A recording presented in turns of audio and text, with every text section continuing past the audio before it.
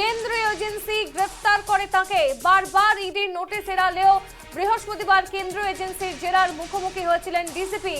সোনা পাপ্পু কাণ্ড ও তোলাবাজির ঘটনায় গ্রেফতার করা হলো কলকাতা পুলিশের ডিসিপি শান্তনুকে। আবারও জানাচ্ছি, কলকাতা পুলিশের ডিসিপি শান্তনু সিনহা বিশ্বাসকে গ্রেফতার করলো পুলিশ। যেমনটা জানা যাচ্ছে, এর আগেও একাধিক অভিযোগ ছিল তার বিরুদ্ধে। ইডির হাতে গ্রেফতার কলকাতা পুলিশের ডিসিপি। 10.5 ঘন্টা জেরা চালানো হয়েছিল কেন্দ্রীয় এজেন্সি, তারপর অবশেষে তাকে গ্রেফতার করে। বারবার ইডির নোটিশ এড়াচ্ছিলেন তিনি। অবশেষে বৃহস্পতিবার কেন্দ্রীয় এজেন্সির জেরার মুখোমুখি হন ডিসিপি। সোনা পাপ্পু কাণ্ড ও তোলাবাজি ঘটনায় গ্রেফতার কলকাতা পুলিশের ডিসিপি শান্তনু।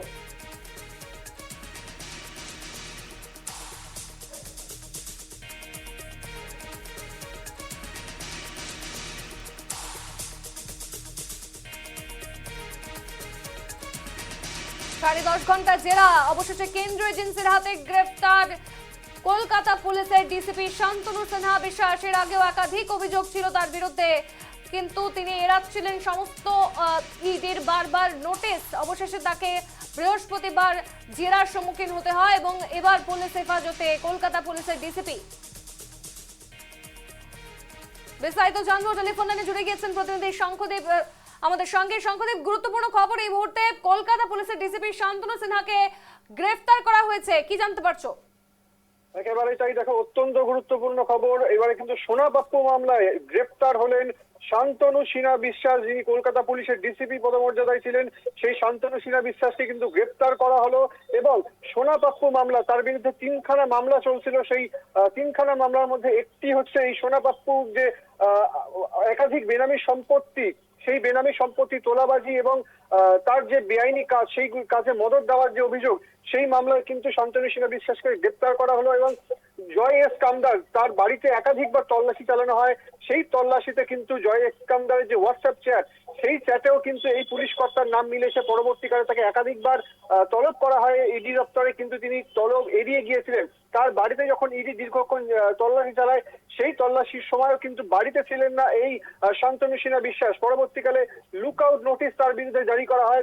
অবশেষে আজকে যখন সকাল 11টা 5-এ ইডি অফিসে তিনি ঢোকেন, তখন কিন্তু সম্ভবত মিডিয়ার সামনে কোনো রকম কথা তিনি বলেননি, সোজা তিনি ঢুকে যান।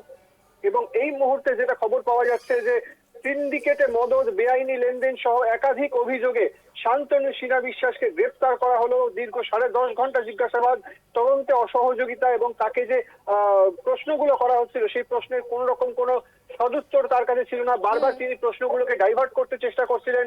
সেই পরিপ্রেক্ষিতে কিন্তু তাকে এবারে তদন্তে অসহযোগিতা এবং তথ্যের যে অসঙ্গতি, বয়ানে অসঙ্গতি, সেই অভিযোগে কিন্তু তাকে গ্রেপ্তার করা হবে এবং যেটা সূত্র মারফত খবর পাওয়া যাচ্ছে, আগামীকাল তাকে কোর্টে পেশ করা হবে। কোর্টে পেশ করার পরেই ইডি তাকে নিজেদের হেফাজতে চাইবে, আরো যে তার থেকে তথ্য যেগুলো, সেই তথ্য নেওয়ার জন্য। কারণ আমরা জানি যে এখনো পর্যন্ত সোনা পাপ্পু, এই মামলার অন্যতম মূল চক্রী সোনা পাপ্পু, সে কিন্তু এখনো ফেরার, সে কিন্তু এখনো ইডির হাতে আসেনি। সেই সঙ্গে জয় এস কামদার, তিনিও কিন্তু ইডির হাতে আসেননি। অর্থাৎ সোনা পাপ্পুকেও এই যে মামলা কিংপিং বলা হচ্ছে, সেই সোনা পাপ্পুর খোঁজেও কিন্তু ইতিমধ্যে তল্লাশি চলছে। এই মামলায় এখনো পর্যন্ত বড় ব্রেক থ্রু, সেটা হচ্ছে এই জয় এস কামদার এবং সোনা পাপ্পু মামলায় এবারে কিন্তু শান্তনু সিনহা বিশ্বাস, যিনি ডিসিপি কলকাতা পুলিশের, তাকে কিন্তু গ্রেপ্তার করা হলো। সোনালী, ধন্যবাদ তোমার শঙ্খদেব।